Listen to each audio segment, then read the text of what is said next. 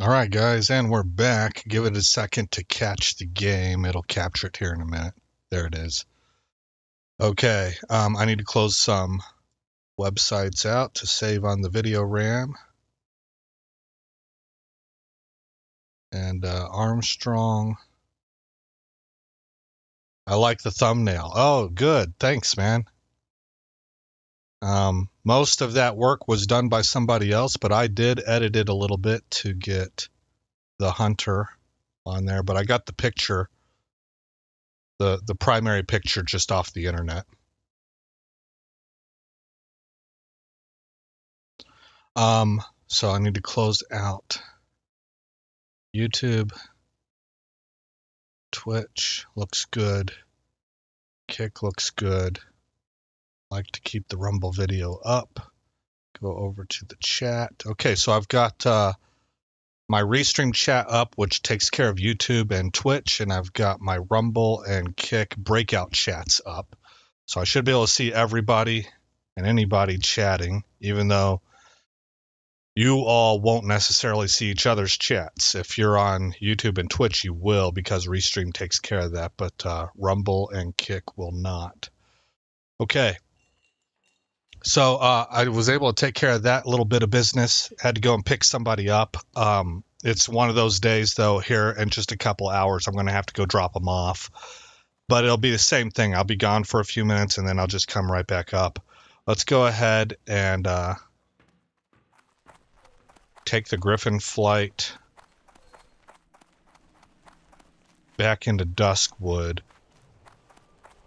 So we had hit 14 or 15,000 XP per hour. And I believe we can actually improve upon that. Can we sell? It's going to auto sell. I hope it keeps everything that we needed. We need spider venom. We needed these flanks. We can sell this and this. This. It'll say in the tooltip, like this one, it says the quest that it's needed for at the bottom of the tooltip there. So if you don't see that, you can sell it.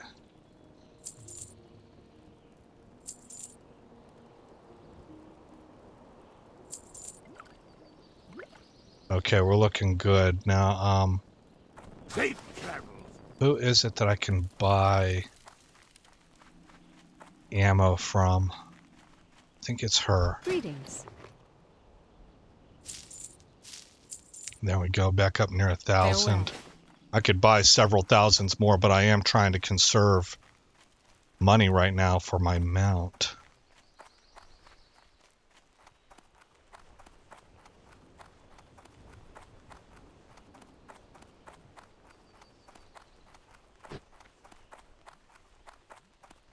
Yeah, by the way, I saw your last message there, Armstrong, was where it said my feeling when my troop calls me from the bar. Right? Like, yo, I kind of need you right now. All right. Where would you like to fly to? Here we go. And into Darkshire. So I have a little add-on that gives me a timer. We're less than a minute out from Darkshire. And where we left off at, we're actually close. Like, here's Darkshire, and we just want to come up into this area. This is where those pygmy venom spiders were that I was hunting down.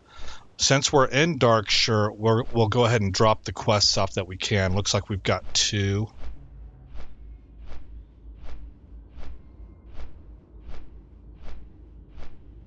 Oh, we got to go all the way out here and hand this back into this guy. What's this one for? Oh, that's just questy in general. Sven's Revenge down here.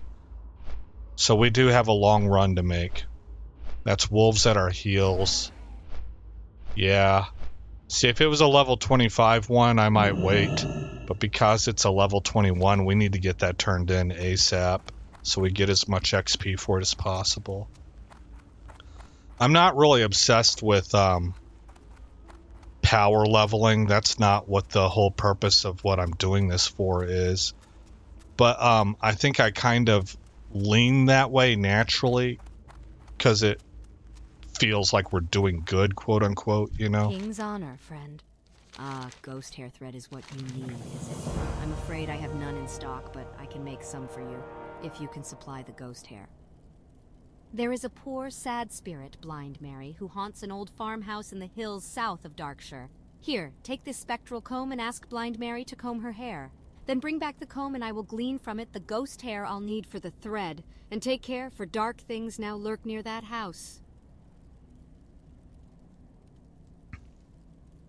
Armstrong says, I always left that door open for my troops, and thankfully I had some that were responsible enough to never need it. Yeah, I hear you. Be careful. This situation here was more of, this was an unforeseen circumstances incident, but I can definitely empathize with what you're talking about. My troops were pretty doggone good about taking care of themselves and taking care of each other. There really was only a couple times that I really needed to Light be with you. help out in that capacity, but I made myself available at all times of the day. I didn't care if it was 3 in the morning for other stuff. And when you're dealing with young troops, they sometimes get in positions where they got life questions, you know, and that's more of the stuff that I dealt with, where dudes were like, I can't flipping sleep because I don't know. I've got this aspect going on in my life. I don't know what to do about it. And we were able to figure that out together, you know. You need some crab cakes, do you? Well, I might be able to cook some up for you. I'll let you in on a little secret. Dusky crab cakes are really made from spider legs. I know it's a bit disgusting, but the cakes have a nice tangy flavor and make great snacks. Bring me gooey spider legs and I'll whip you up a few of them. I hear venom web spiders are a good source. They nest to the north, between the foothills and the river. That's disgusting, sir. But who are we to judge the people of Darkshire here? So, sure, whatever you're into. If you're providing the coin, we'll go get it for you. Alright, so we got some more pygmy spiders to clean up on. We just now got that quest that requires the venom spiders, and we'll pick those up on our way back to the west to turn in. this Wolves at Our Heels quest.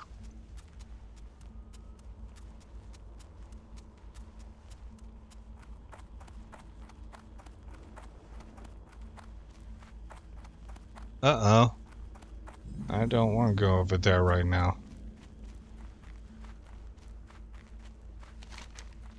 Where is my guy at? Not as far north as I need to be.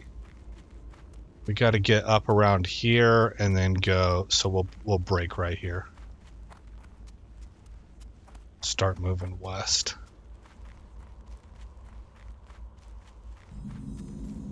Green recluse. More green recluses. That's a venom web. That's the new quest. Pygmy, I see you.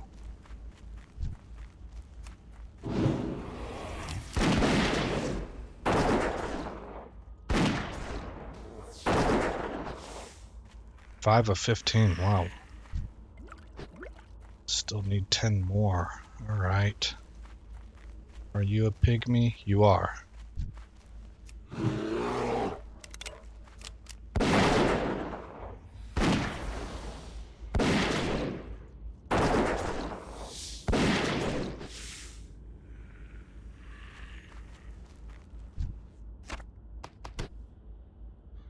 So, as the title suggests, I've been away from World of Warcraft for 14 years. My head's kind of spinning at all the different ways that you can play WoW now, the different iterations. I think that's kind of cool.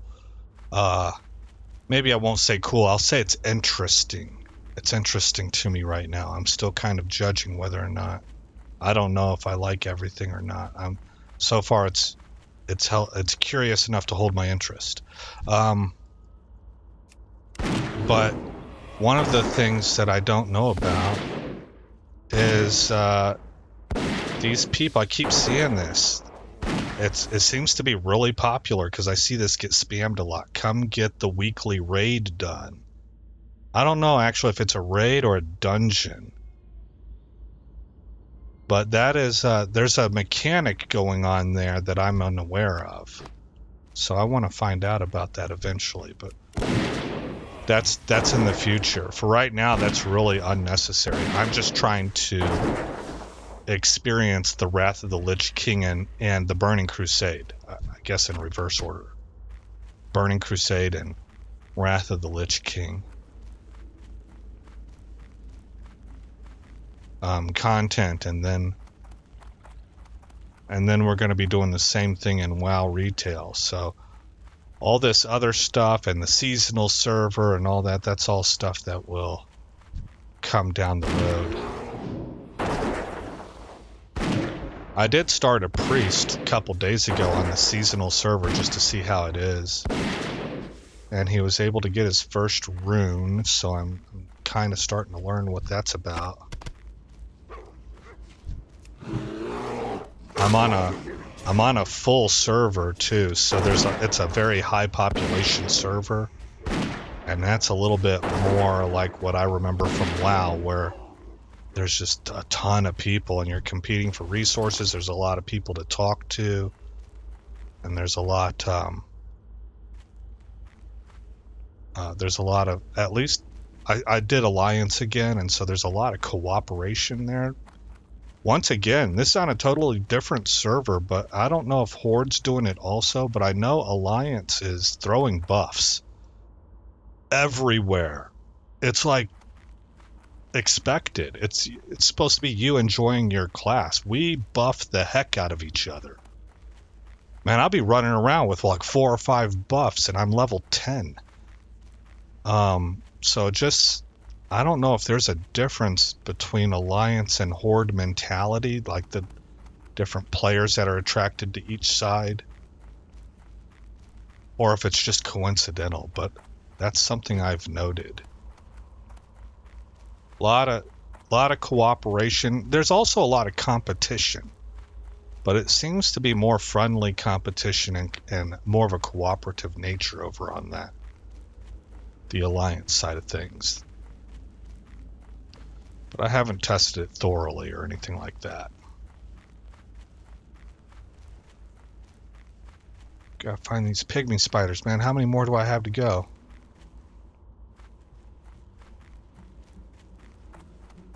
Venom. I'm moving east. Is that one? Yeah, there's one. I have 6 more.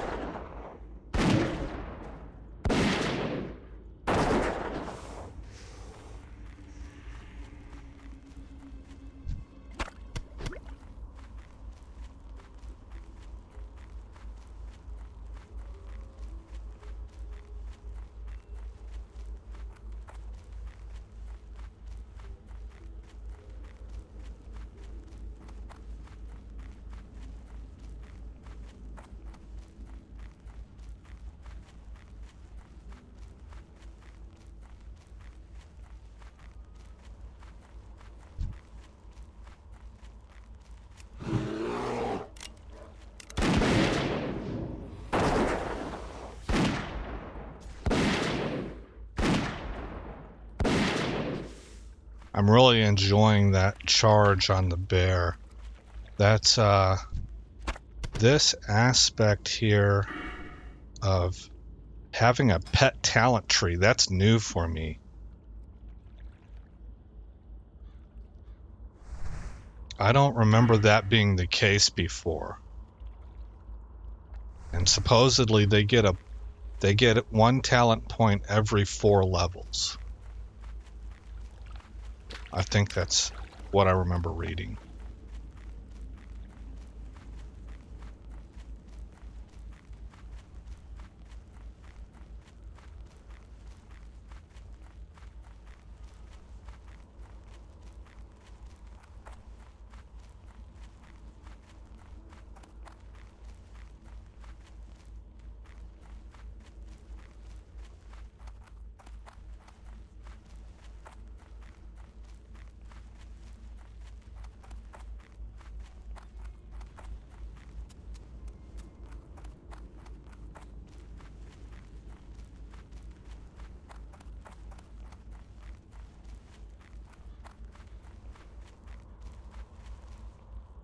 Well, we might as well shoot these guys.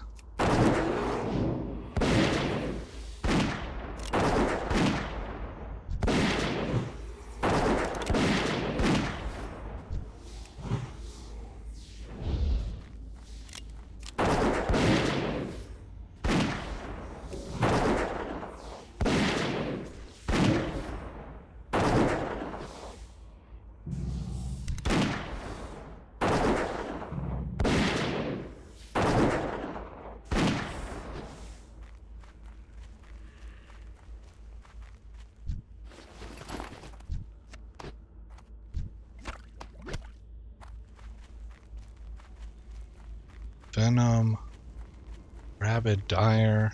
I'm a little surprised we ran out of pygmies, man. We were really coming across. That's frustrating. Before I had to leave, we were really coming across them. Okay.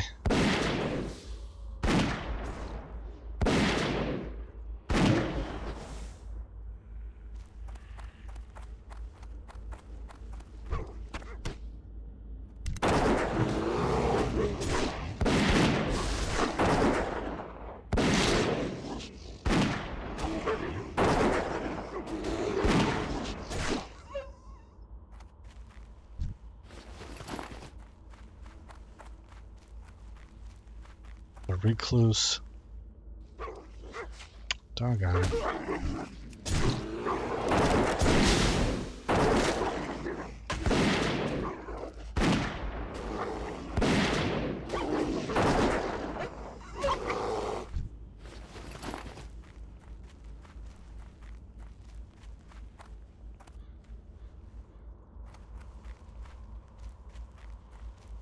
I think we should double back this way.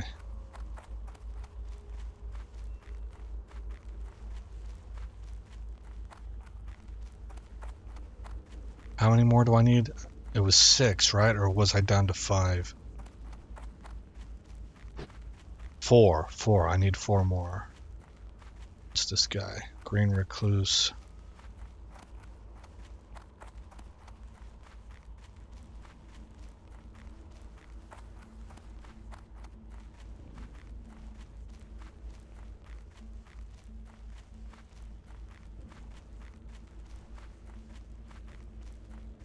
We better, I guess, maybe just head back. I think we're further to the east than where I left off at, and that might be why we're not really finding them. We're kind of at the tail end of where they spawn. So I probably need to go ahead and work my way back west, and we'll eventually see them. If we don't, it is what it is, you know? We'll just have to hunt them down. Venom spider, I want that guy.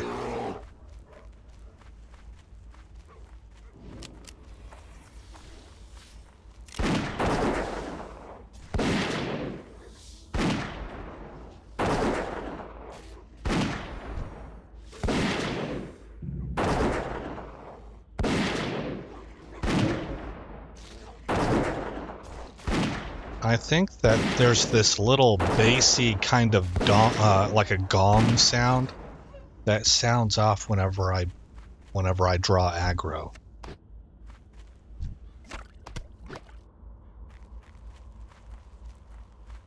I need to watch the aggro numbers and see if breaking aggro and that gong sound I'm hearing sync up. Because it could be that it's part of the background soundtrack too, the ambience. It's just, I've been hearing that sound for a while and kind of suspected that it was what you call an alarm. It's an audible signal. That's something, it's part of one of your add-ons. I think it's this. I think it's associated with this threat.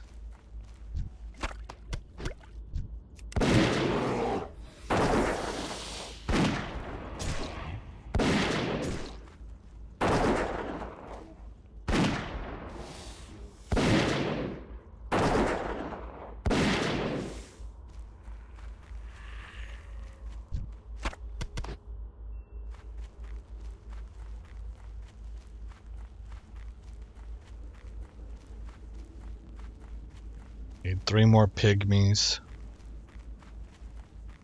Dusky crab cakes is done, so I can stop hunting down the venom spiders. What else is needed? Skeletal warriors and mages. Ghoul fangs and skeletal fingers. Okay.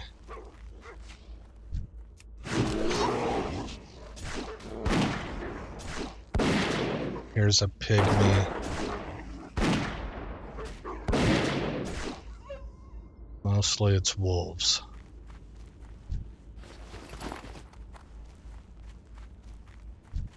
It's a venom.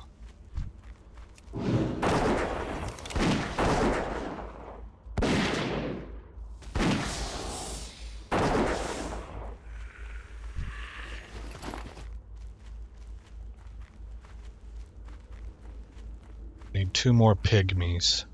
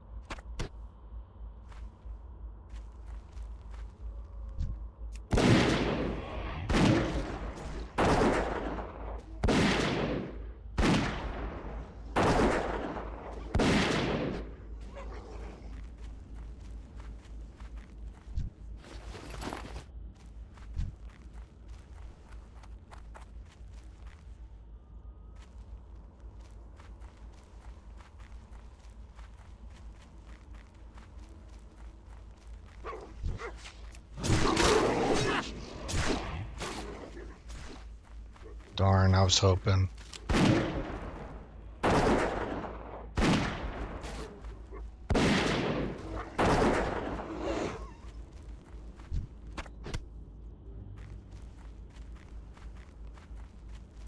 Still need 2 more of these suckers.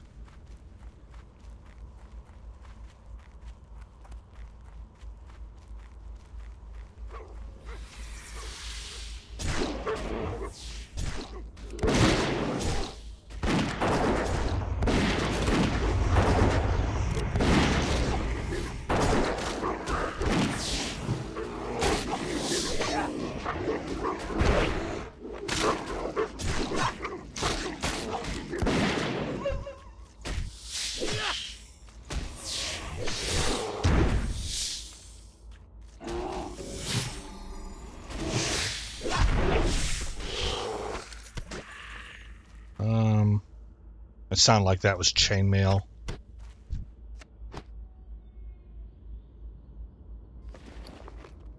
Yeah. We can't wear mail yet. We will be able to at level 40, I think. I don't know. They might have changed that also. It used to be you couldn't get a mount until level 40. Now you can get it at level 20.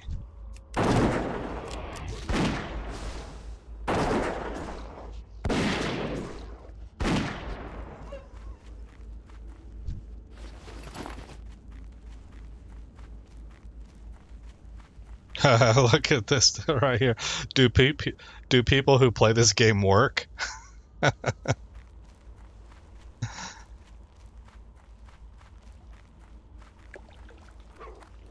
Some people play it while at work. That's funny.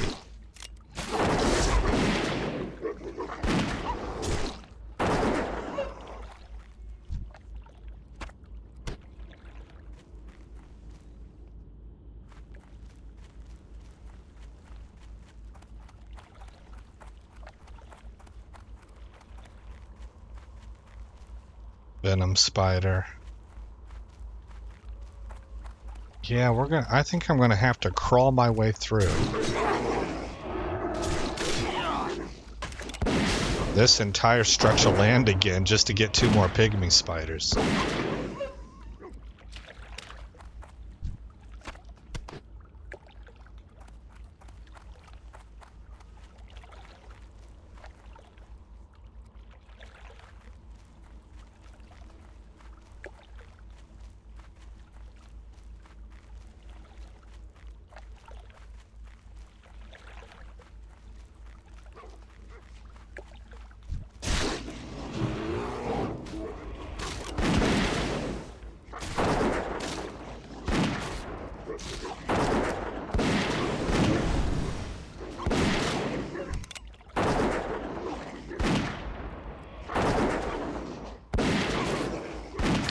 Wasim, what's up, man?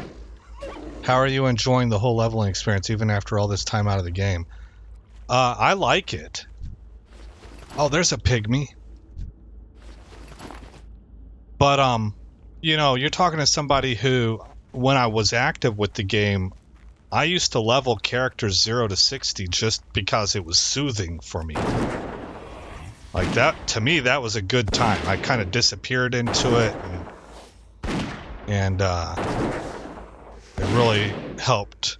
I don't want to say calm me down, but like I had a lot of life stress going on at the time, and it really helped pull everything together for me over the weekends and stuff.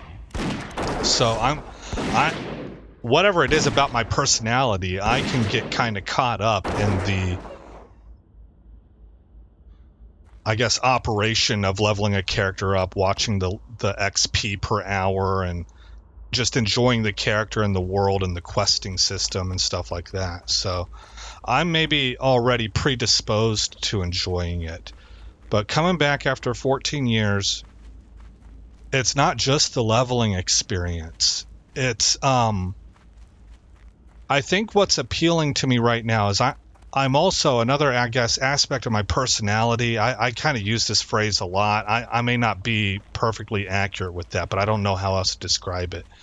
But it seems like with me, another thing that is fun for me is whenever I am curious. If I don't like puzzles, I'm not a puzzle kind of person, but if you put something in front of me that I find interesting and yet I don't totally know what it is I'm looking at. I'm inspired to dig, right? And I want to play with it and kind of turn it around and look at it from different angles and until I understand it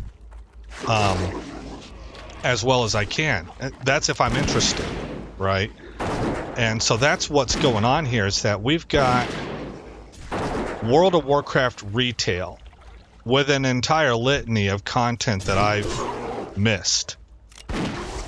That I'm not even looking at that right now, right? But we've got that on the one hand, and a completely changed game. WoW retail, as far as I can tell, radically different. Maybe radically is a little bit strong of a word, but better graphics, more end game focused. A lot of the mechanics of it just works differently, and there's a bunch of worlds and content and expansions for me to investigate there.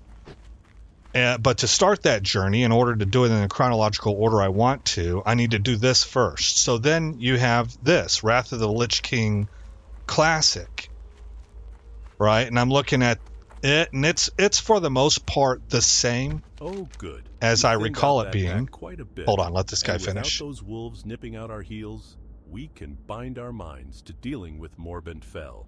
Here, take some of these flash bundles. They make them in town, and a lot have been donated to Sven to help with his cause. Have a good one. Oh, ding. So, it's for the most part the same as I remember it being, but there are differences. So, for example, I can get a mount at level 20. You used to have to grind all the way to 40 for that. It seems another difference that I see. Let's see, I'm going to go right here. Okay. I'm following the Icy Veins build for Beast Mastery. It also seems to me that in this iteration of Wrath of the Lich King Classic, let's see if I can find an example. I need some animals. Okay, so we're level 24. Here's a level 20 direwolf. I think if I skirt right here, well, I drew him.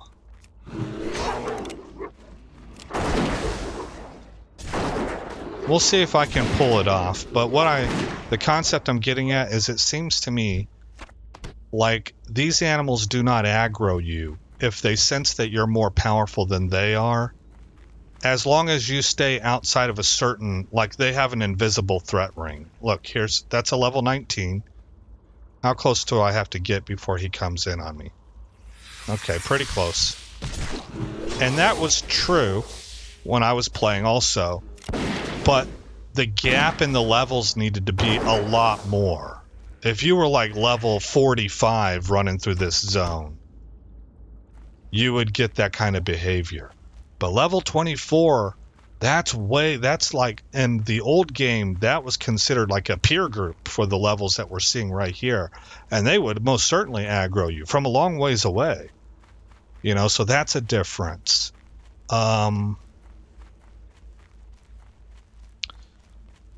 So I'm sort of discovering all those differences. And then there's the seasonal server, which it's like, have you ever heard somebody say something to you? They're like from another part of the country or a different city or something like that. They have their own way of talking, and you understand every word that they said. It's all English, and it's all English words. You know what they said, but you don't know what they meant. You're like, I can define every single word you just used, but I have no idea what you said. That's kind of how seasonal World of Warcraft looks to me. That thing is a mind bender for me, but here the past couple weeks I've been sort of getting exposed to it a little bit more here and there, and a couple days ago I made a character and I've played to level 10 on it, and I got a rune, you know, for a new spell that went on my gloves. And so I'm starting to pick it up, but there's still a lot. Right here in Wrath of the Lich King, I notice here in the looking for group. This is common too. I see it advertised all the time. Looking for group, come get this week's raid. And I'm like, this week's raid? What is that? You know, that's something totally foreign to me. So I need one more pygmy. Wasim responds, hold on, let me kill this wolf and then I'll read to everybody who doesn't see that in chat what he says.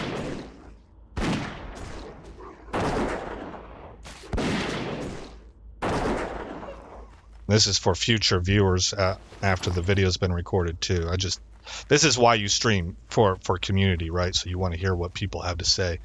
Wasim says, I remember when I started playing, which was in Burning Crusade, the whole leveling experience opened the whole world to me. Really enjoyed it, discovering the whole world. Yeah. See, I resonate with that, Wasim. I would say it did the same thing for me. I think that's why I liked leveling. It immersed me into the world. I saw the quests. I saw the stories. I got a feel for the zones. And then you can sew the stories of each zone to each other. See, I never played Warcraft. So I really was dependent. I didn't even know. I had never heard the term RPG before my troops. I was in the military, and my troops were the ones that talked me into playing this. I said, they knew I played video games. They're like, hey, come play World of Warcraft with us. And I was like, World of what? Like, World of Warcraft. It's an RPG. I was like, RPG? What the? A rocket-propelled grenade? What are you? We're playing with terrorists? And they're like, no. Role-playing game. I'm like, what in the world? That don't sound nothing like what I want to do. And I was like, what is that? And they said, well, I don't know. It's like kind of like, you ever heard of Dungeons and Dragons? I was like, oh, nerd stuff. They're like, yeah, I guess, you know, come play with us. And so from that point forward is where I really got hooked in. It was a fantastic game, and I really enjoyed it. And wasn't long before it seemed like the entire world's population was playing it. And you could get into guilds and meet people from all over the place, man. I remember there was a kid from Bulgaria that I was playing with. Another kid from Australia. I say kid, you know, I was in my 20s at the time. I'm pretty sure they were college age, but they were younger than me. So anyway, yeah, I think you and I see it similarly there.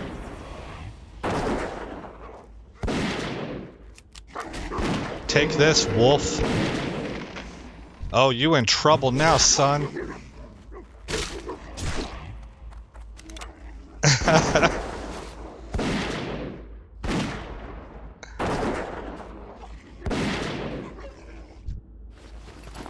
Good times. The hunter is so easy to play. He really is just beastly when it comes to world leveling. Alright, we got a bunch of quests that we can do. Let's, that we can turn in, I mean. Let's back off a little bit. Take a look at the world map and see if we're close to anything else. Okay, here's where we're at. We got to come down this way anyway. Here's Darkshire, so we might as well come straight down on this side. I still want to go check this place out. This screams Night Elf. I think I vaguely remember that being the case, but I want to go see it and see if I have direct memories of this place. But this is Worgen in the Woods. Where's that at? Oh, that's actually supposed to be pretty tough. Here's another one. Totem of Infliction. That's right here. Ghoul Fangs and Skeleton Fingers. Let's go there first. So we need to get on the road. And then the first little pathway that breaks off to the left, we want to take that. Alright, here we go. Here we go. I mentioned the other day in my streams, one of my streams that, okay, hold on. We're not going to make it through this.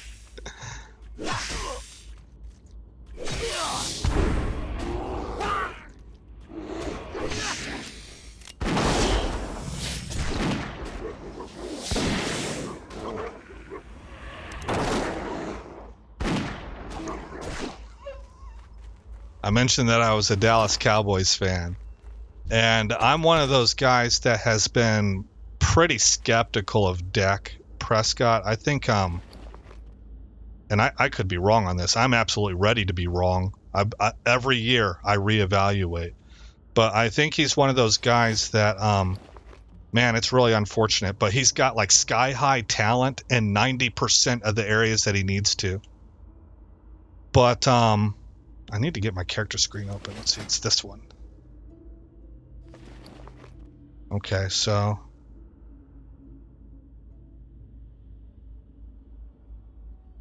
what's the DPS change here? There is no DPS change. Oh, it's an offhand.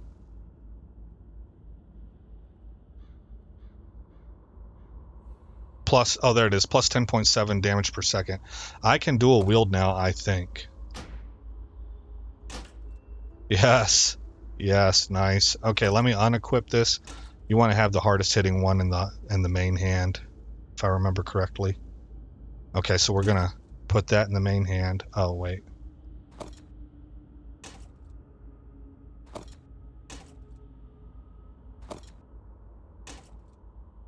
Oh darn it. Yeah, I see how it's working. Now right click here. Oh man, it won't let me. 100% won't let me.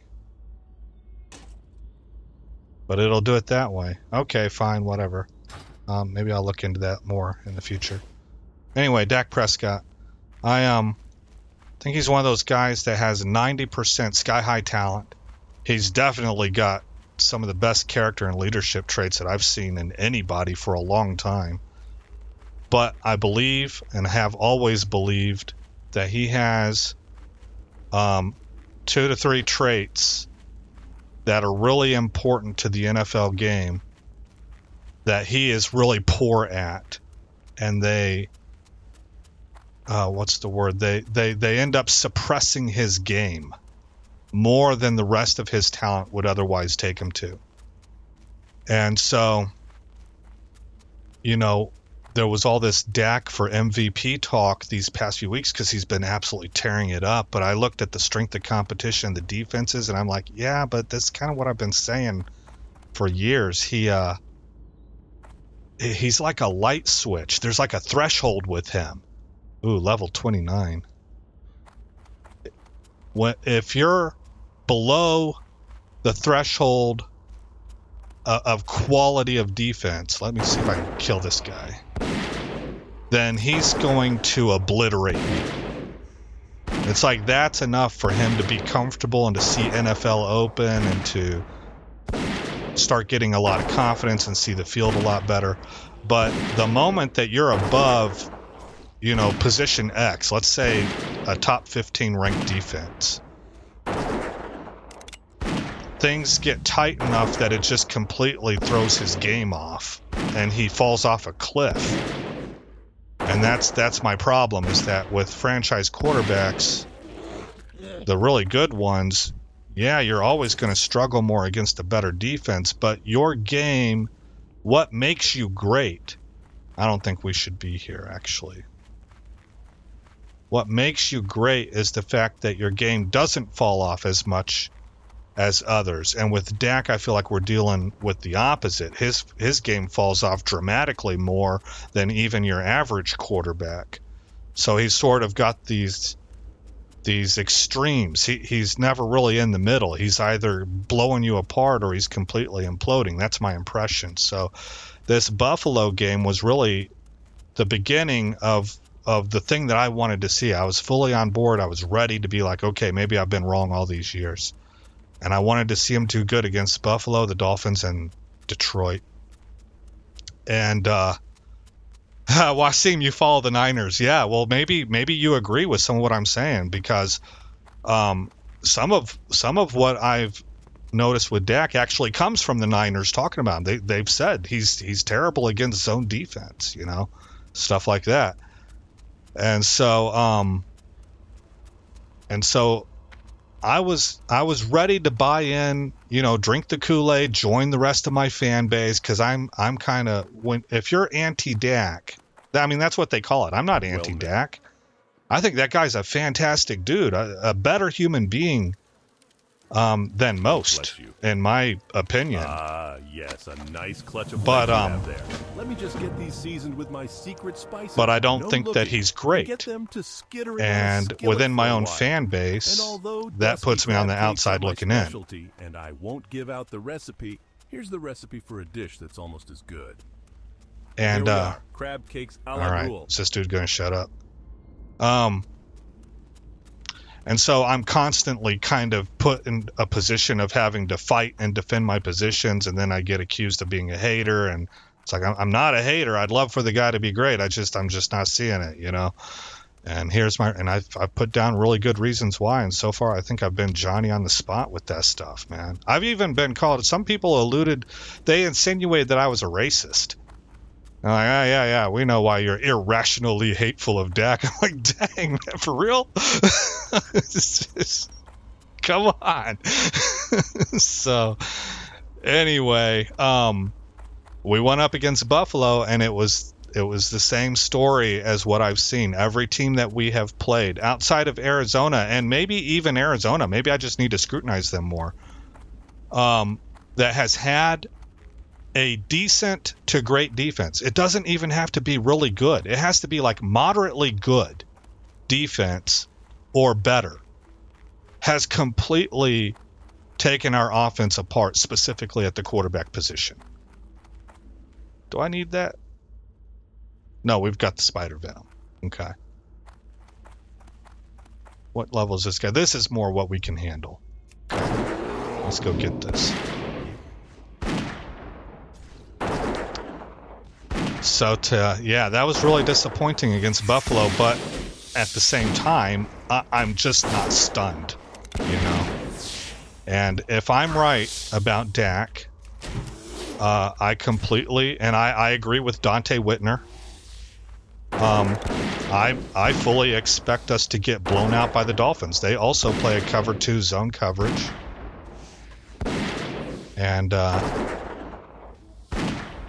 And if we don't get blown out, then I'm willing to reconsider my position, you know. But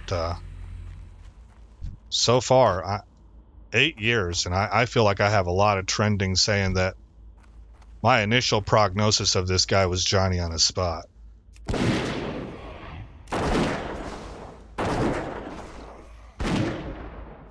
And you mentioned you're a 49ers fan. What you guys got in Brock Purdy, man, I'm impressed. I as a rule, I just simply do not buy into quarterbacks in their rookie year. I dismiss that almost instantly. I'll be excited for them. I'll say, okay, there's future potential there. But I really want to see. Is this guy here? No, I don't think he's here. Oh, there he is. Okay. I want to see what they do in year 2. And so Brock Purdy answered that bell. Because in year 2, they have a whole year of film on you. They had a whole off season to kind of study you, look at your tendencies. And now you're for real you're up against for real NFL competition where the secondary knows who you are. They've studied you. They're ready for what you're bringing to the table. You're going to have to out-execute them. It's not a sneak attack anymore. And I think Purdy has proven that's a dude you can build around. Yeah, my defense, the Cowboys' defense, I hear that. I disagree for the time being. And the reason I say that is because, yes, it's true that we're built to play with a lead and to go after the passer. That doesn't mean that we're trash and everything else. But people point out, yeah, but then look at these teams that are able to run on you. That's true, but I think it's not because my defense is terrible against the run. I think they're not amazing against the run. I think that's their weak point. But I think what's happening is that in those games, what you're seeing is our offense get put off the field with regularity, and our defense is being asked to carry the weight for too long. Too many snaps, too much time of possession. And that's a formula in the NFL that will ruin any defense. I don't care how good you are. So against Buffalo, for example, if the offense had done its job, even though Buffalo was successful running the ball, I believe if the offense had done its job, it puts us in a different position. Buffalo has to play us differently. They can't just hand it off all the time. And it allows our speed, our athleticism, and our turnover abilities to come into play. But because the game went the way it did, and our guys were completely exhausted, we basically run a 4-2-5. You can't expect that of them. So I'm totally willing to maybe I'm wrong there, because I can see the argument about you're built for one specific thing, and if you don't have the lead, you don't have the weight or the style of players to stand up to the run. Well, maybe that's true. I doubt it. And I would like to see that proven out more in games where we do see offensive performance. Dak's not going 3 and out repeatedly. The game's not out of hand by the third quarter or earlier. You know, I think when you look at games like that, even teams that can run, our defense performs well. It's not their strength, but they're not wet tissue paper, you know.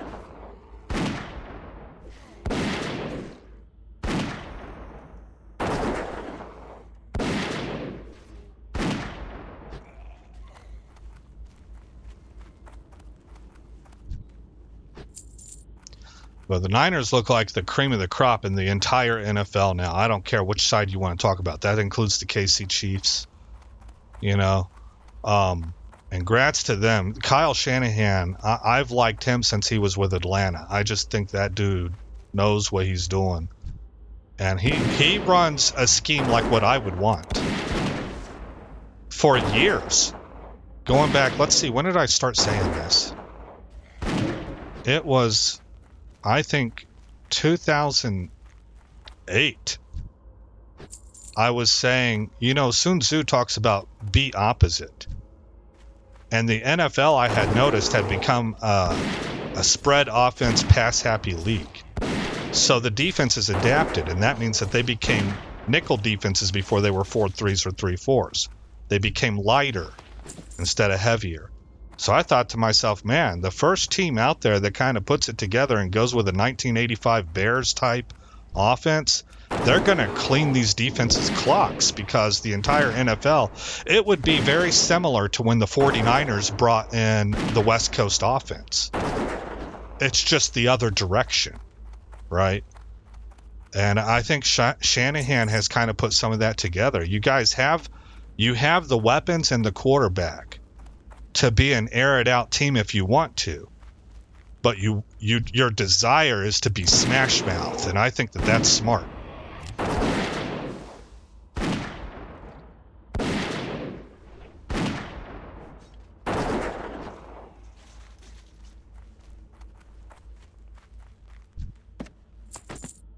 Oh, what was that book about?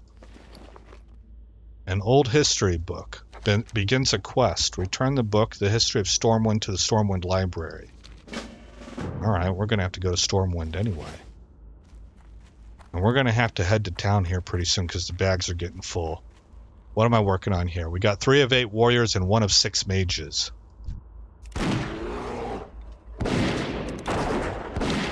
Is poison going to work on this guy? I mean, he's dead. It looks like it is.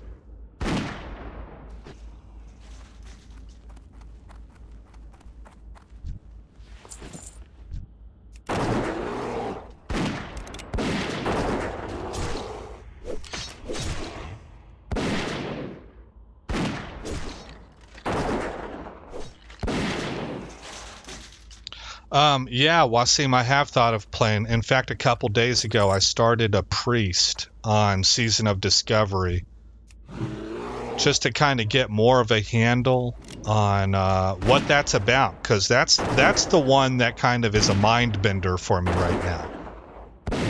So I don't really necessarily want to pour a lot of time into him, because I'm really wanting to focus on this guy and this methodology that I'm doing to try and experience missed content in chronological order. But I have toyed around with it. I think he's level 10 now. And he's on a really full server, so I'm experiencing that again, where you have a lot of people to talk to and team up with. You're also competing against people for mobs. And mostly it's been... I'm on a PvE server. And mostly it's been pretty cooperative, to be quite honest. And I don't know if that's equally true on the Horde side, because I started an Alliance character. But this is now 2 different kinds of servers where I've experienced, on the Alliance side, people throw buffs a lot. And back whenever I played WoW, I was Horde primarily. And whenever I first started this series, I started as an undead priest, and I played that for a while, and it was not anywhere near the same kind of energy or cooperation as the Alliance was showing. I mean, I'm a level 10 priest, and I'm regularly running around with 3 or 4 buffs on me that are not my own. And it's totally expected. I'll be running down a road following a couple other 10s. We're not in a party together. We're all playing individually. And everybody's just tossing... they're spending their mana to toss buffs on every single person they pass. It's like a game. You try to catch the people flying by on griffins and buff them also. And so it creates it's a culture. You see everybody else doing it, and you're like, oh, that's a cool sentiment, especially when they do it to you, right? Like, oh, well, that's nice. And then you see everybody's doing it, and it's really easy from that point to adopt the idea of, well, okay, I better do this. It's like you're considered not a good person if you don't do this. And so it builds... It's like a self-fulfilling prophecy. It builds its own, I guess, sense of cooperation. And I'm not sure if it's the same on the Horde side. I haven't tested that out, but I know on the Wrath of the Lich King server, where I started an Alliance character and a Horde character on the same one in the episode 1 of this series, it was the Alliance was markedly different in this regard. I need 2 more skeletal warriors.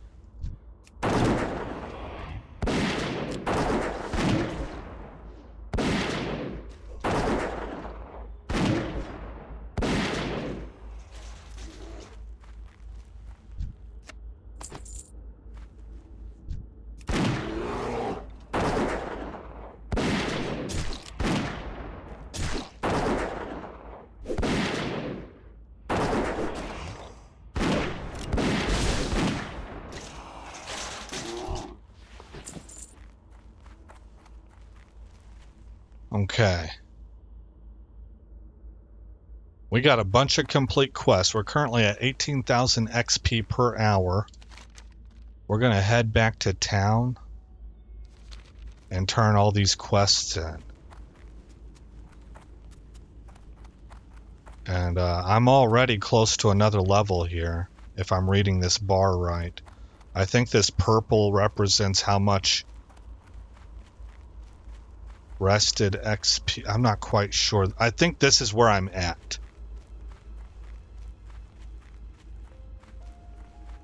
There. Okay, the orange, 42% completed. And I passed my rested XP point at this point. That's what it's saying. So I'm into regular XP now. We're not getting the rested bonus.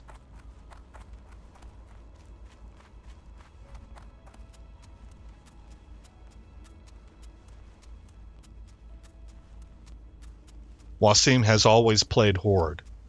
Yeah, that's where the dominant portion of my time playing WoW has been spent, was on the Horde side. But I'm having a lot of fun on the Alliance side. I love the way this dwarf looks, man. This dwarf looks phenomenal, in my opinion. That's really cool. And humans, in my opinion, end up looking really good with almost all of their classes. And some of the traits that you get, like that human adventurer. For your service to the people of Darkshire, human spirit trait and will to win or something like that, that they get plus skills to maces and swords, I believe. Adventurer, I'm getting reports of an undead infestation in the forest. If you're up to the job, journey to the Ravenhill graveyard and slay 15 of those vile skeletal fiends and 15 skeletal horrors. There are also reports of skeletons just south of Darkshire, in and around Tranquil Garden Cemetery. The undead must be driven from Duskwood. Safe travels. Okay. I have a whole bunch of other completed quests here. How come they're not showing up on the map? They must be elsewhere. Holy smokes, they are. Alright, they're all over the place. This is going to hurt our XP per hour. We got to actually travel. Okay, let's put on cheetah form. Where am I at gold-wise? Because I'm saving for a mount. I'm almost at 4 gold. So that's good. We're going to go down here and hang a left.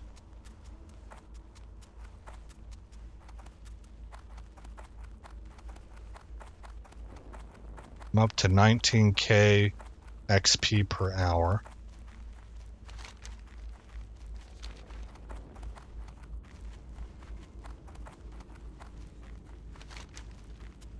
Let's see, they're up here.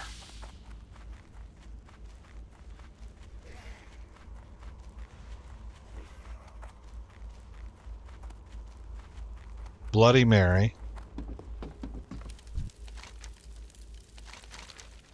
Oh, if only I had a mirror. Return the ghost hair comb to Madame Eva in Darkshire. Okay.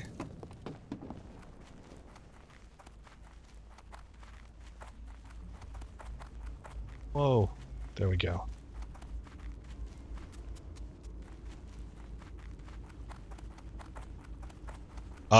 But I have been reminded through YouTube videos that when it comes to Hunter, there is nobody that's going to touch an orc.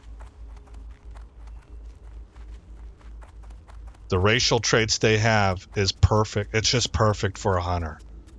They will absolutely obliterate everything out there. And I'm guessing, given their racial traits, orcs probably make the best fury warriors also. Light be with you. Safe travels. I can make a spool of ghost hair thread with this and have a few strands to spare. Here are some coins for those extra strands. Here is your thread, adventurer. We need to It has sell. 1,000 uses, from binding evil spirits to sewing life into inanimate objects. Where is the repairman? Is it this guy? Boyer? Yeah. I buy and trade. Okay. What all can I sell? That's part of a quest. So is that. So is that.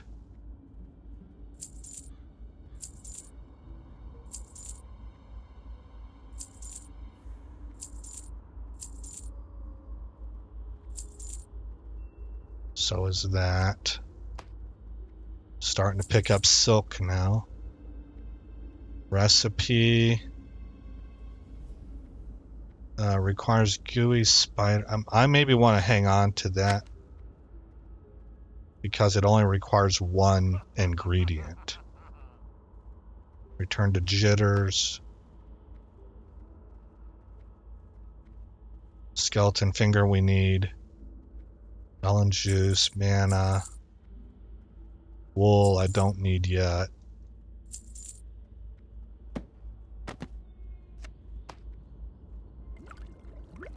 Okay, open up first aid and create all the heavy bandages that I can.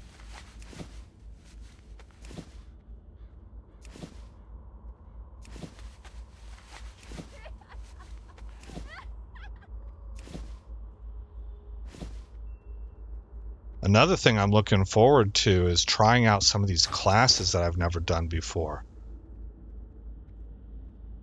I'm not too interested in the different races. They don't really appeal to me. Not any that I can think of off the top of my head. But the classes like Demon Hunter and stuff like that, maybe Monk. Monk looks interesting. I need a general supplies person. Night Watch, Night Watch, Night Watch.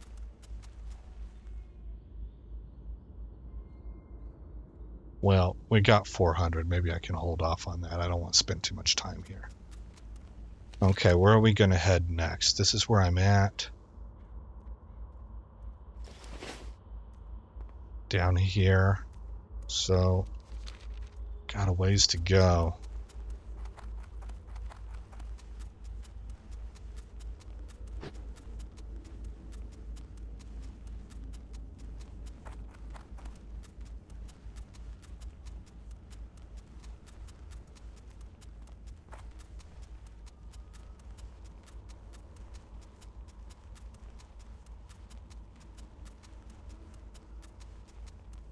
In about an hour, I'm going to have to take a break and give a lift to somebody. But I should be back shortly after that. I think we'll probably ding 25. Maybe even, gosh, maybe even 26 before I gotta go.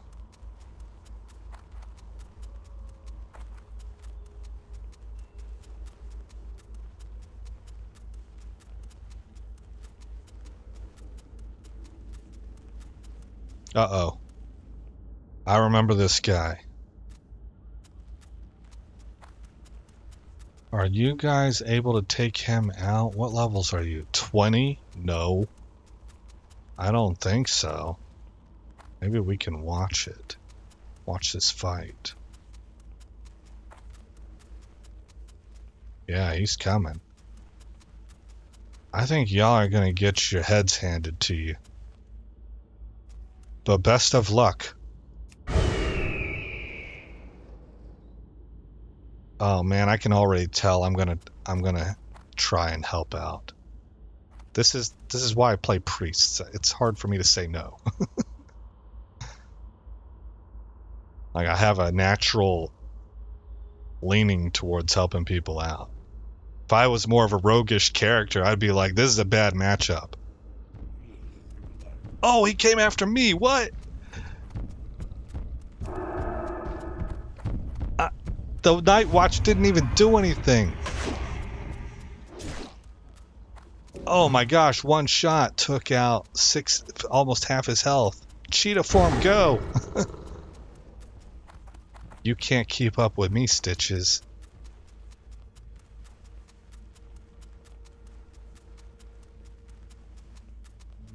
Alright, there he goes. My bear got poleaxed, man. Revive pet. Hey, David. How you doing, man? Yeah, I almost got taken out by Stitches. That was horrible.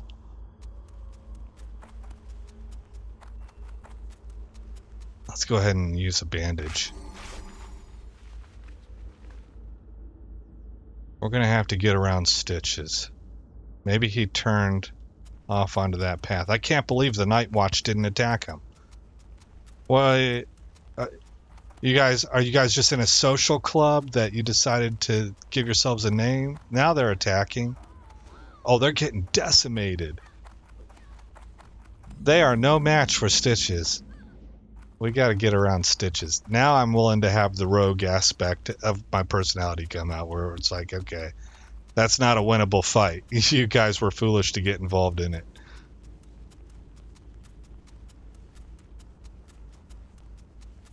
But initially, it's kind of hard for me to say. I forgot about how cool the Warlock horses look. My first main was a priest, But then I'd say like the second half of my WoW playing time was as a warlock. That's one of the reasons I'm so excited about what I'm seeing with priest now, is that I've never been comfortable with the demonic aspect of warlock. But I see priest, but I liked the mechanics of it. I like the idea of damaging your enemy while returning health to yourself simultaneously, right? That's a mechanic that I really like in all games. Of course, adventurer. The Night Watch is grateful for your work, and I did promise you a reward. So here. So Diablo 3, for example, I liked to play the monk because you could get that same mechanic going where you did damage to your enemy and it simultaneously renewed you with health. You know, so mechanically, conceptually, I like the class. Thematically, I kind of hate it. So I was looking at the priest and the changes that have been made to the priest class, particularly in WoW retail, and it looks like they do everything that I ever wanted out of a warlock without having the demonic aspects to it. So I'm like, man, I'm kind of excited about that, you know? Oh, whoa, wrong button. There we go. There we go, finally. I don't think I have to kill these guys. No, I'm just trying to work my way to this house, okay.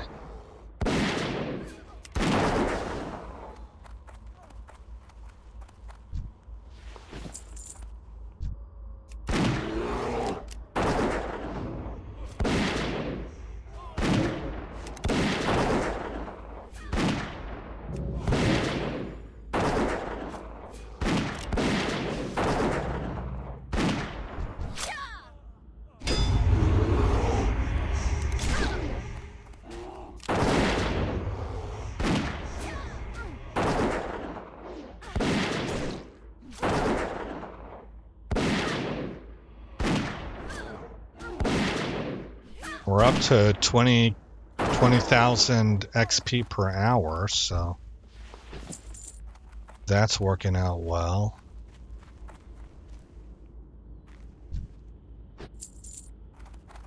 Ooh, I don't know. I think I want to go ahead and take this guy. It feels like I'll back up into him.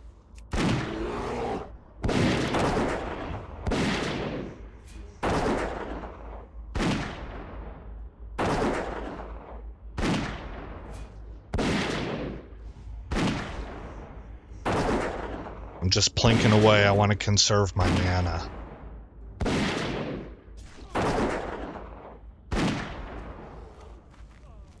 Hopefully we don't aggro the wolf. Okay. Take the enchanter out, I think.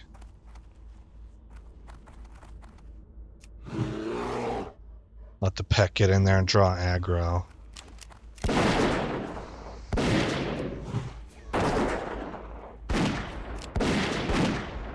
Uh-oh.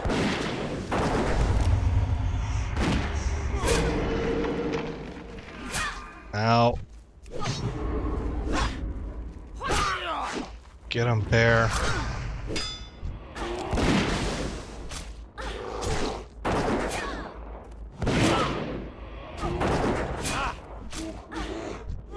Oh, man.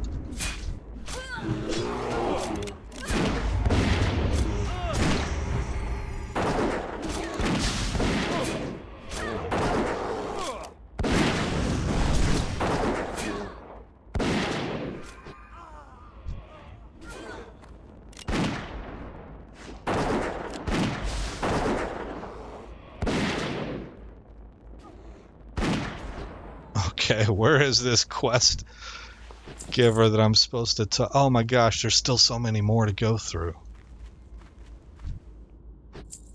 Okay.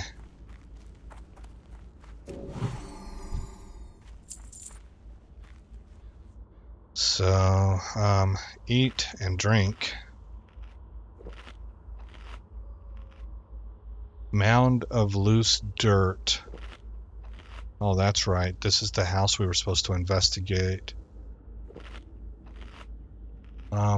Maybe it's around back and we can approach that way without aggroing. Maybe. I've got the well-fed buff now. There. Okay, mound of loose dirt. I see it.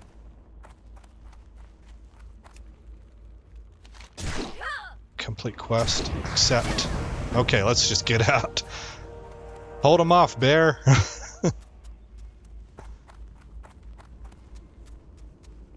Oh, shoot, there's another... Oh, no, there's another quest there. I didn't get it all.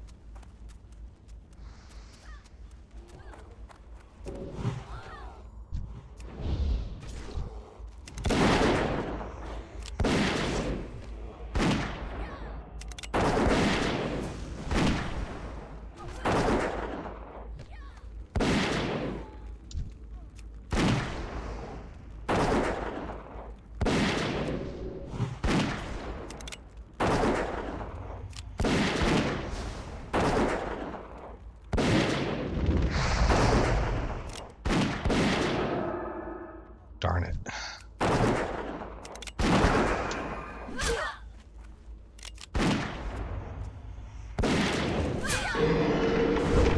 Darn it, I hit him. Hit her.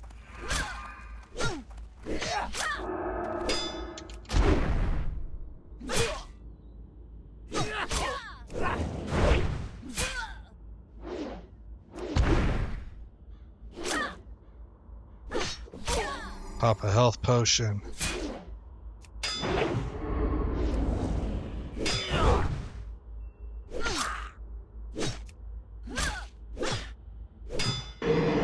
There we go.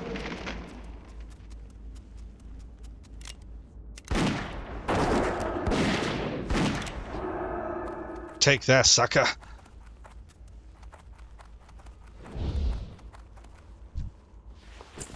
I'm not a very good player, so Hunter helps me be better than what I actually am.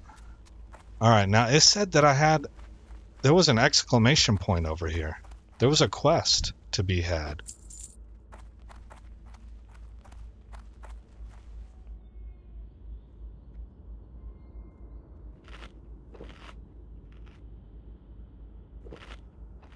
I know I saw a yellow exclamation mark. That's what I came back for. I guess maybe there was lag, and I did actually accept the quest. Okay. I'm not going to bother looting the mage. We'll just draw this enchanter.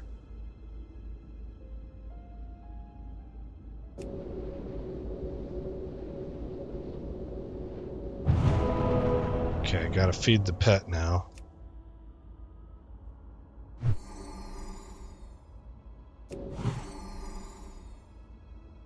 Okay, where do we go next? All the way out to Raven Hill. So, we need to actually cut through the farm fields, get back to the road. Oh, that sounds like rogues.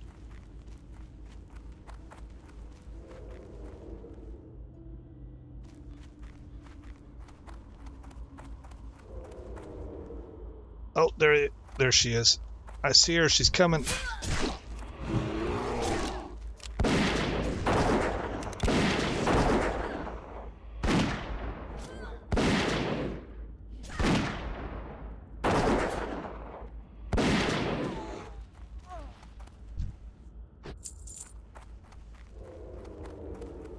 Oh, another one. Darn it.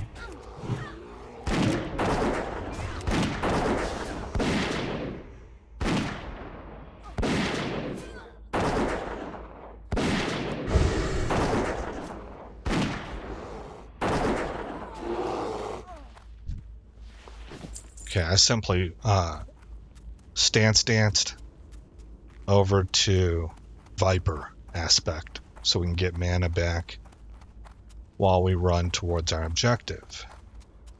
Can I climb that? No. How about over here?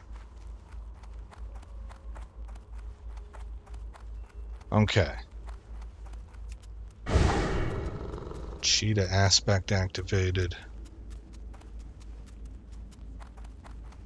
David says, you're better than me. I don't even play the game. Yeah. Well, I'm glad that this is serving as somewhat of a showcase for you guys. I will remind you, not that I have any incentive for this. I'm not paid by Blizzard or anything, but I'll let you know that, because I didn't know this, levels 1 through 20 are free.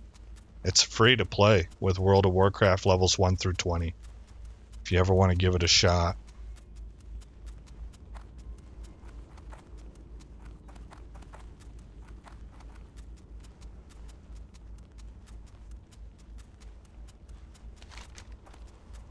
I keep forgetting to go here. I want to check this place out, the Twilight Grove. I'm sure there's going to be some sort of a quest eventually in this zone that takes us there. I'm up to 21k XP per hour.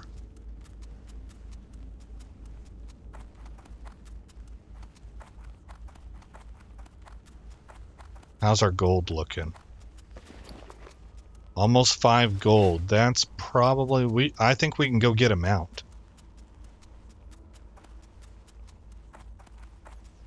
I might be wrong.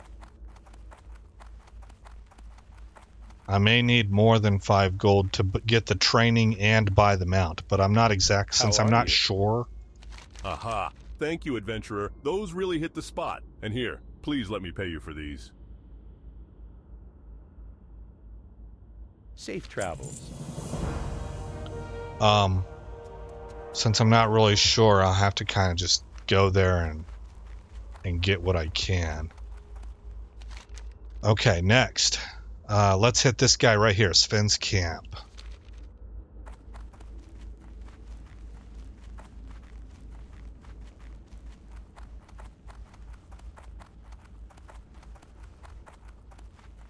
We're real close to dinging.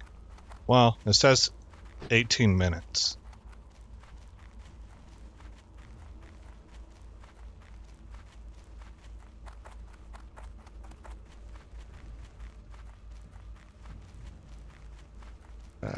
Let's break right.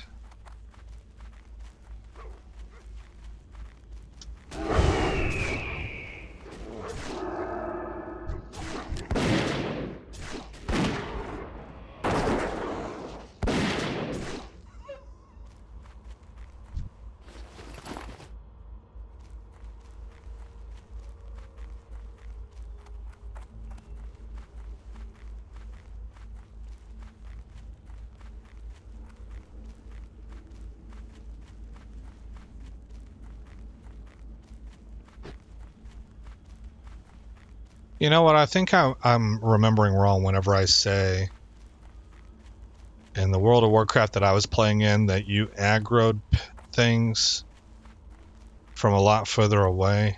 I think actually it's going about like I remember it. I don't know. Maybe it's a little bit of both. Greetings.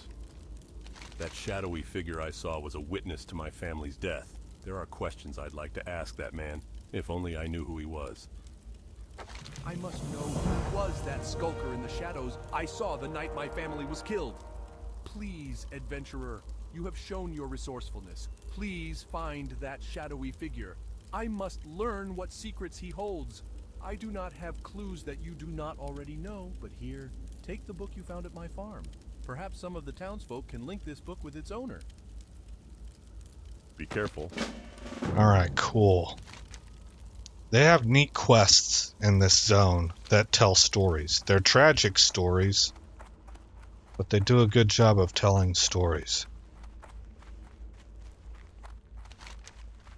So we're gonna circle around to this guy now. We're up to 22k XP per hour. Uh-oh.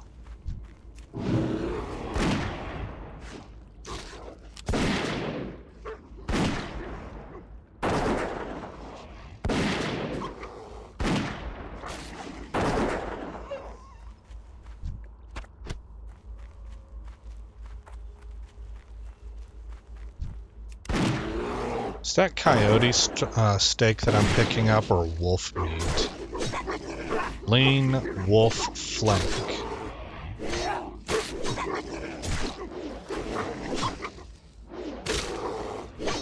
I need to know for cooking purposes.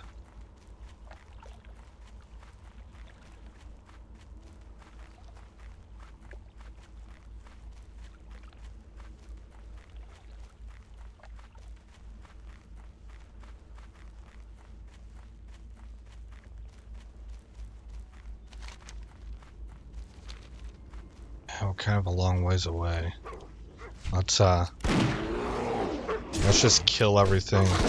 We'll take like a more direct line and just kill stuff.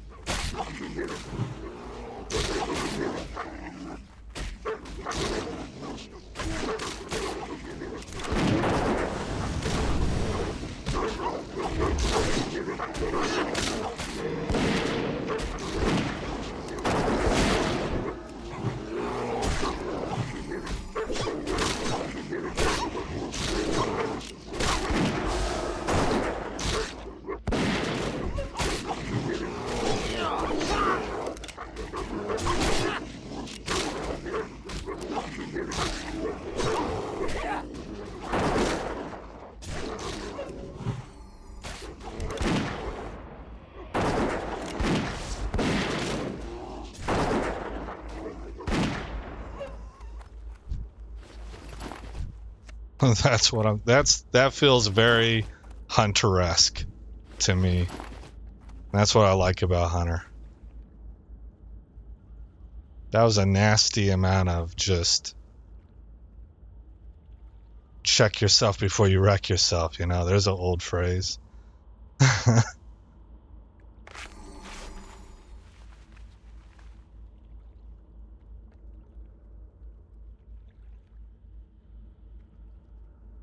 Okay, I see the question mark on the edge of my map, so we should be able to go this way.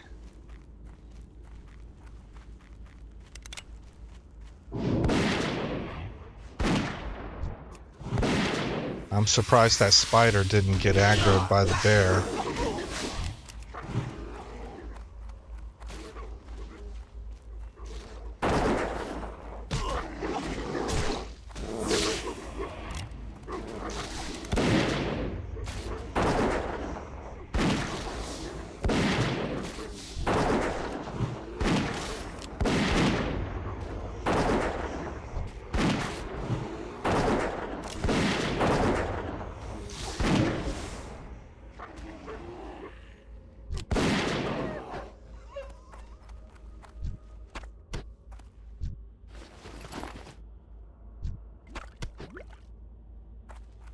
Okay, where's our guy at? Close. Oh, Durden just died. Did he feign death? Oh, man, I thought those were his pets for some reason. I don't know. Yeah, I thought those were his pets and that he had feigned death. Okay, whatever. That was my bad. I almost died there.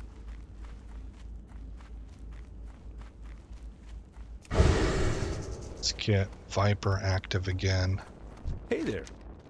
Delightful. This will do splendidly. Here, good adventurer, take this as payment for your honorable deed.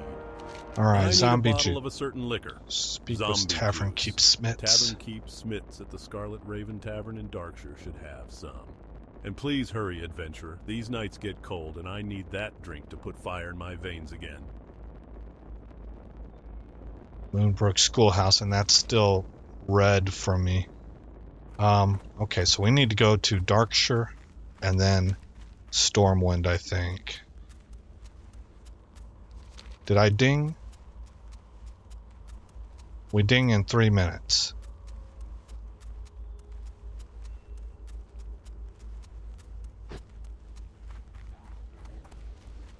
Dirty Dottie. Is she a warlock? Yeah. That's actually a pretty clever name for a warlock.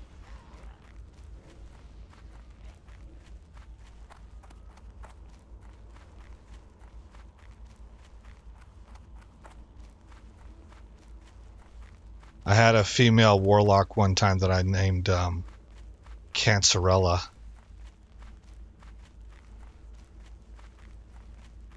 I didn't really play her that much. That's how I kind of found out. Like, for whatever reason, I don't really play female characters in World of Warcraft.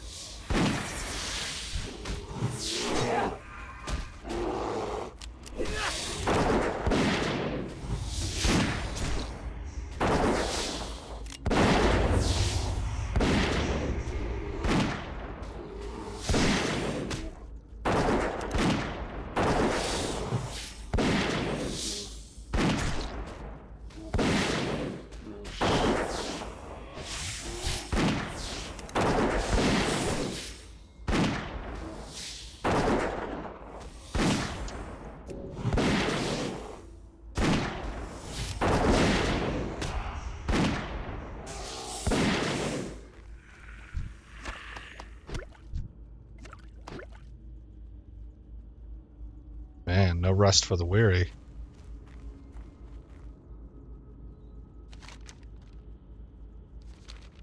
Okay, let's make a break for it. This isn't going to go well, I don't think.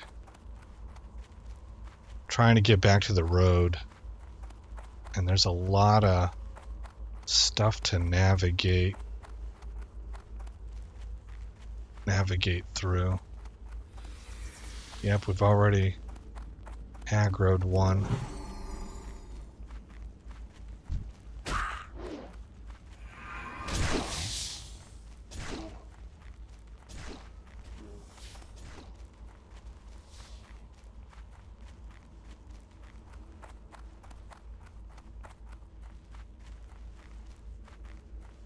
Cut back, darn it. Which way are they moving?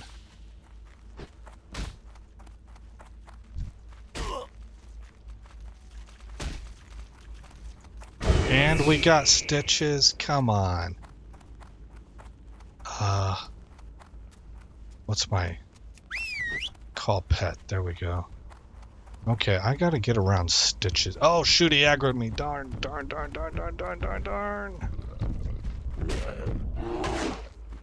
Okay, aspect of the cheetah.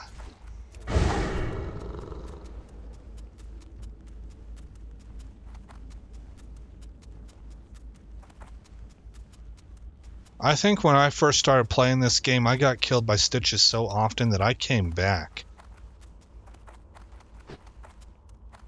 Because if I remember right, there's a lot that mixes together, but if I remember right, I started out initially as Alliance, but my troops really wanted to play Horde, so that's where I went to. A little bit, not long after. But initially we began as Alliance, we started a guild, we played to like around level 20 or something before we all started new characters on Horde side. Yeah, so I'm not remembering right. Something else must have happened. Maybe there was an alt that I started while I was on a different server than my guild was on, just for somebody to kind of go and play almost like a single player game with, because I remember coming back here as a level 40 and just beating the snot out of stitches over and over again because he'd killed me so many times.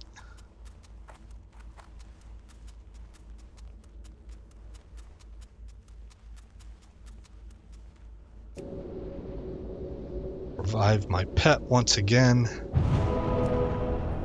Gotta feed him the food. I like how he throws the steak at him.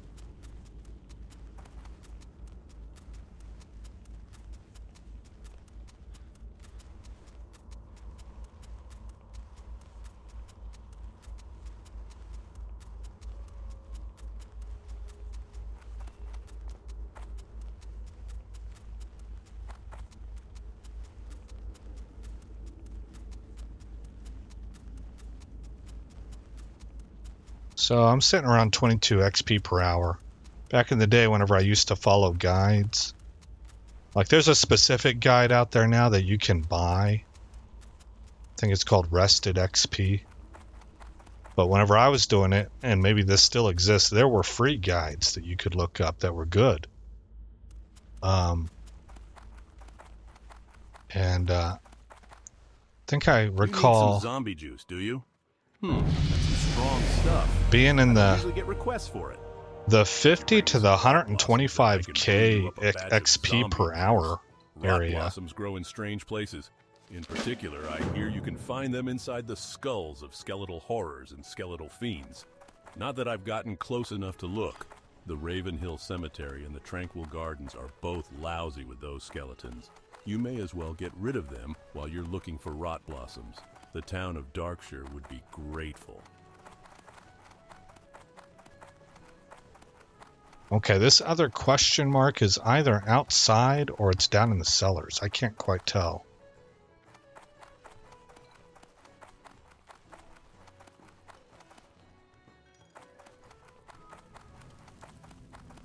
Okay, it must be outside. And then we gotta fly to Stormwind and give a book to the Stormwind library. Oh, I need to make this my home also.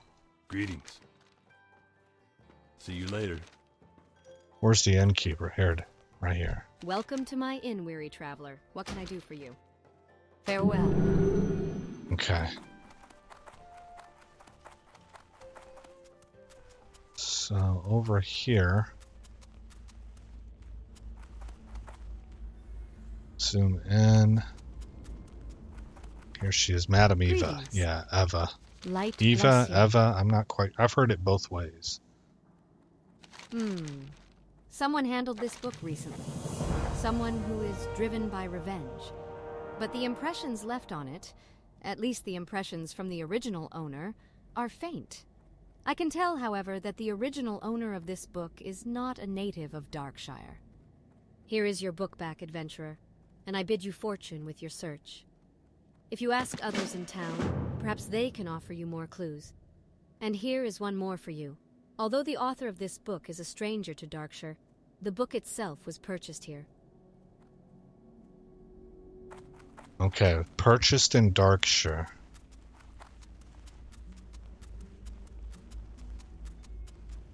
So they knew what they were looking for and they knew where to come for it.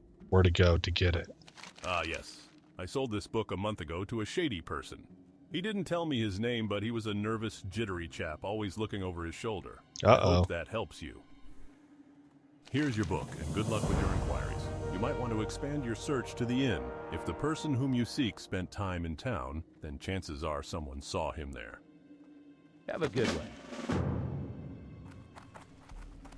A jittery type.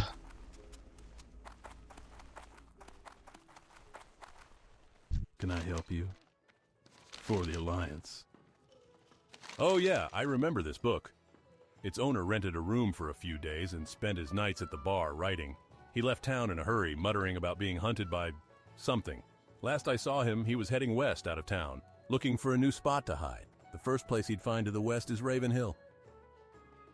Good luck, adventurer. I hope you find the chap, and I hope you find him alive. If he's left the safety of Darkshire, then he could be prey to the beasts of the wilds. Have a good one. Ah, general goods. You should have heavy shot. Well met. Yep.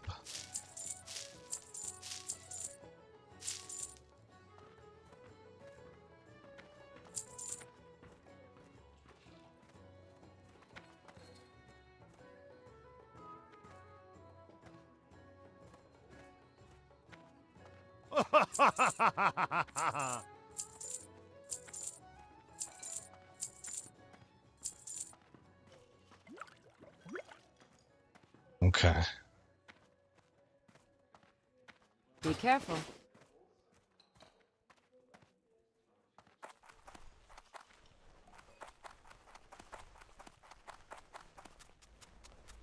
Let's see. I should have a talent point. And that finishes off Unleashed Fury.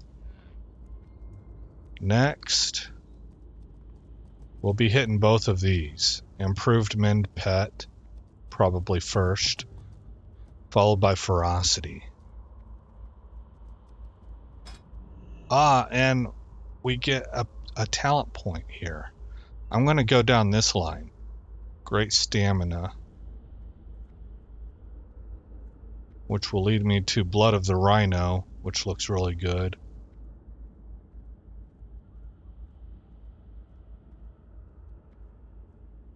Yeah, I prefer that over armor.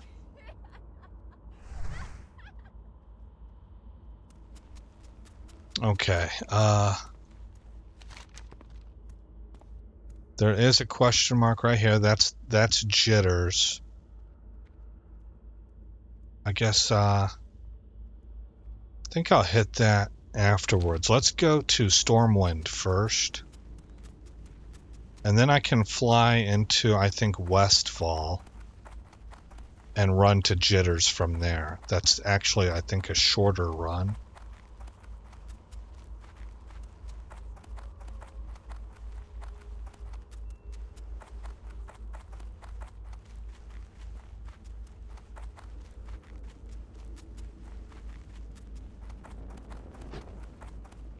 Where would you like to fly to? Oh, that's right. Actually, let's go to Iron Forge. I have 5 gold, 20 silver. Let's see if we can get a mount. We're coming up on about the time that I'm going to have to drop stream and give someone a lift. And then I'm thinking I'll be back on later this afternoon.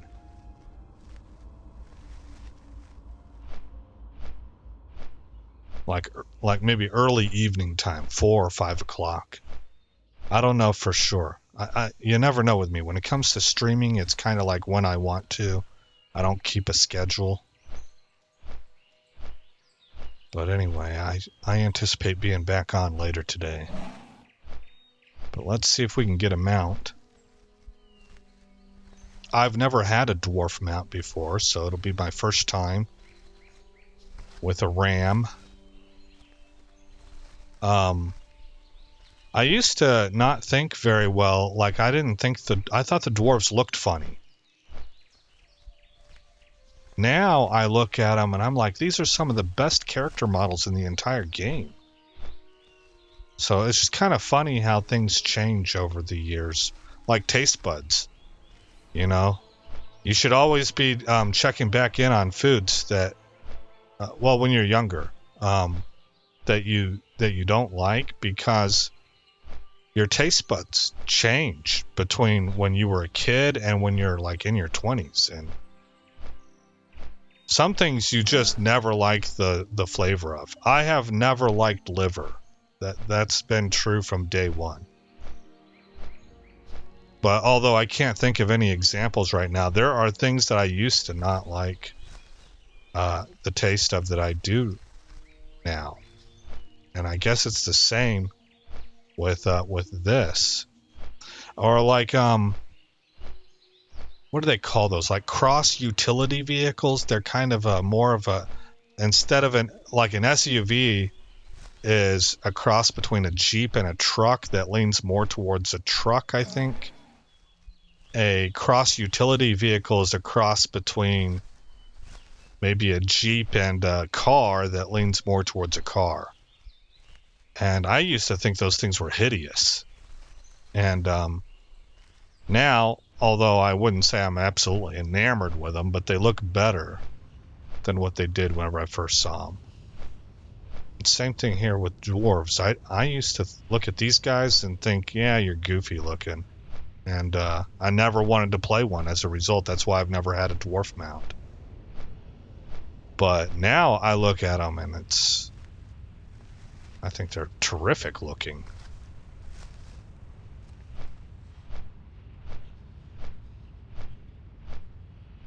Armstrong says he used to hate mustard, but now he loves it. Yeah.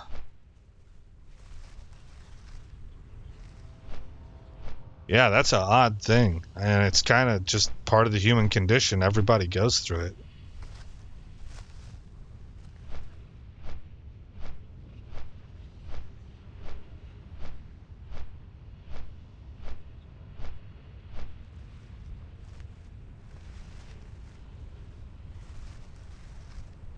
I like having this timer. We have about 1 minute left. We got to go down to the, it's called, I think, the Amber Still Ranch. We have a quest for it right here. Yeah, Amber Still.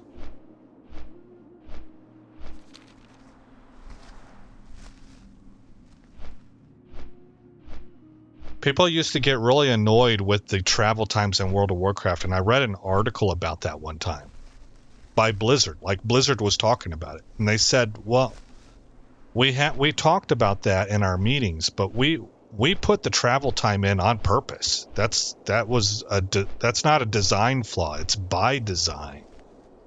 And they said that in their testing and I guess what you would call internal polling, that they felt it immersed you into the world a lot. So much so that it was worth keeping it in. That you lost more immersion than it was worth by shortening the travel time. And I think that that's pretty much true. It gives you a sense of the size and scope of the world that you're in. And in this day and age, I don't know if this is the right way to put it, because this is the way I hear it put all the time, but I could see how this might sound offensive to some. But it seems like everybody, not one specific generation, but everybody's attention span has dropped. And it's something with the way technology is working, with the short news cycle, with the things like Twitter, iPhones. There's sort of an instant gratification nature of our society that we grow accustomed to. And so we don't like to wait around. And I would argue that everything is perception, right? If you go to turn your TV on, your computer, if you go to turn your computer on and it takes 3 minutes to boot up, you're pissed, right? Or let's say the internet, if the internet's slow, you go to bring up a web page that you want to check out what today's scores were in the games that you're following. And it takes a minute and a half to load. Well, you're used to that thing loading in like less than 10 seconds. So you're exceptionally annoyed, right? But if you go to Disney World and stand in line for a ride, not that I would ever advocate that given some of the things that Disney's been involved with for the past few decades, but it's what comes to mind as an example. And you're in line for 2 hours, you're like, well, that's normal. It's not until you hit the 3-hour mark that you're like, I'm mad, right? So there's something to be said about like everything's kind of relative, and it has to do with expectation. So I didn't mean to go to this point, but since I'm there, I'll mention it. If you can grasp that idea, there's this verse in the Bible that Paul writes that he says, I've learned to be content in all things. I'm content to have much. I'm content to have a little. And there's various other scenarios that he mentions. And I just always really took that to heart, because if things are just relative to expectation, there's a lot in your life that you could misconstrue because your expectation is false. It's incorrect. So we're totally veering off what my original idea was. And what I want to mention as a point of encouragement is, if you look at the game of baseball, if you never, let's say that you came over here from some, like Zimbabwe or something, a small country, from somewhere in the middle of the planet, what we in America might refer to as the middle. And you've never played baseball, you've maybe heard of it, but you've never really seen it. And you come here to America and you go to high school and you get onto the baseball team. And the first time that you go up to swing, or the first game that you bat, you get 10 chances and you only hit 4 of the baseballs. Well, you might think to yourself, I'm horrible. I think most people would. 40%, that's less than half. You know, what is there in life that you can get less of half on and be considered successful? There's not very much. But then you find out that if you're batting 400 or 40% in the professional leagues, that sends you to the All-Star game. So what I'm suggesting is that a lot of times our expectations are incorrect because we don't really fully know or understand what we're dealing with. And we tend to hold ourselves to exceptionally high standards. And because our expectation was X, and we don't know that we're holding unreasonable expectations, we feel like failures. You know? And that can bring a lot of life stress and weight upon you. So you don't want to give yourself low expectations. That's how you become a career underachiever. But you do want to take everything with a grain of salt. Anyway, there's your dad speech for the day. You know, hopefully that's useful to somebody out there. My mind was kind of blown whenever I realized how much has to do with what you're doing relative to what you're expecting to do. And then, is that in the realm of reality or not?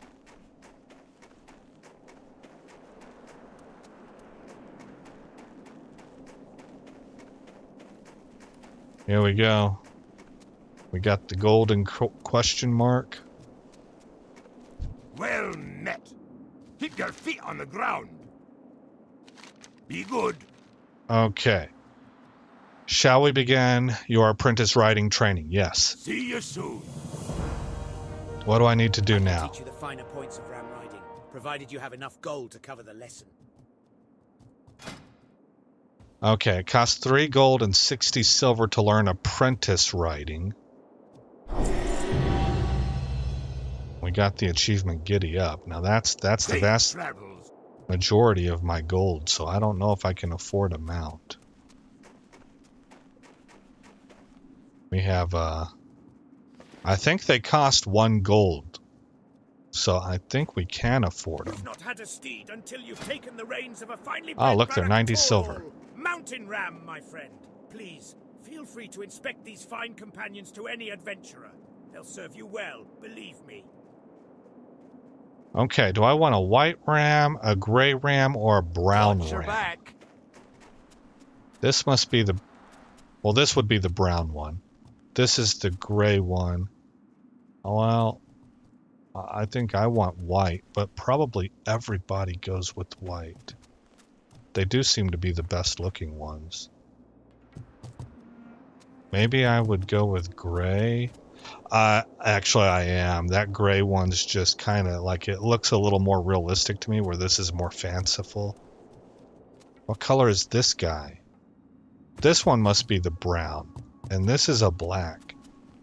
This is for journeyman level. Yeah, see, he's a... Okay, swift gray ram. I see. Yeah, I want the gray.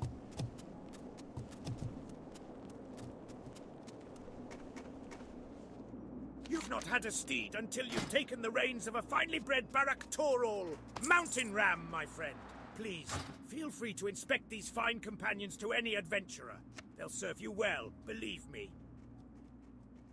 Let's, add that to my bar right here.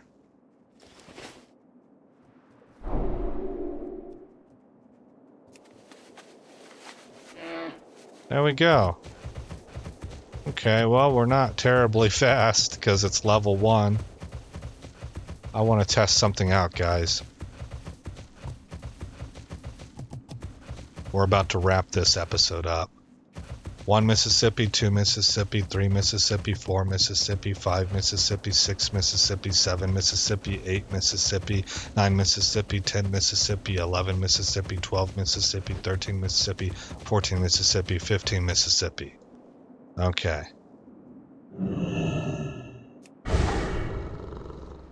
1 Mississippi, 2 Mississippi, 3 Mississippi, 4 Mississippi, 5 Mississippi, 6 Mississippi, 7 Mississippi, 8 Mississippi, 9 Mississippi, 10 Mississippi, 11 Mississippi, 12 Mississippi, 13 Mississippi, 14 Mississippi, 15 Mississippi, 16 Mississippi, 17 Mississippi, 18 Mississippi, 19 Mississippi, 20 Mississippi.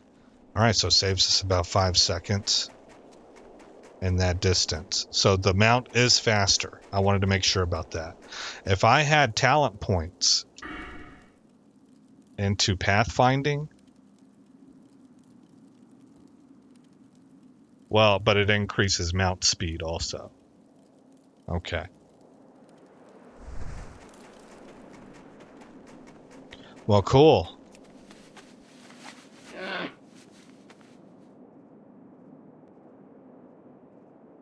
That is awesome. All right, we're going to fly down to Stormwind. Well, actually, we're going to go into Ironforge, and I'll drop stream because I doubt anybody just wants to watch me fly to Stormwind. But if I get on later today, and I believe that I will, that's where we'll pick it up. We'll go turn the book into Stormwind, and then we'll go back to Duskwood. We may go back to Red Ridge Mountains, because I noticed we're up to level 24 on Duskwood quests. Red Ridge has this 23 and 25. I don't know. They're pretty comparable. I think we'll just stick with Duskwood right now and knock out these 24 to 25s. Maybe at 26 is where we'll draw the line.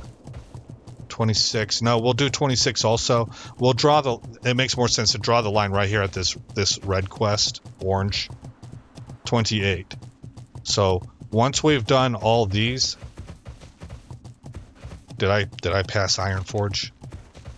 No. Then we'll head back to Red Ridge and knock some of these out. But I was able to get up to about 22,000 XP per hour.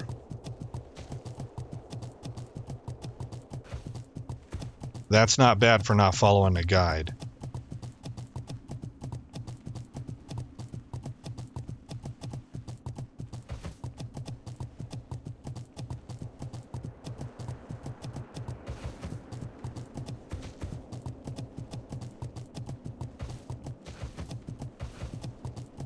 Oh, yep, that person is calling, so it's go time.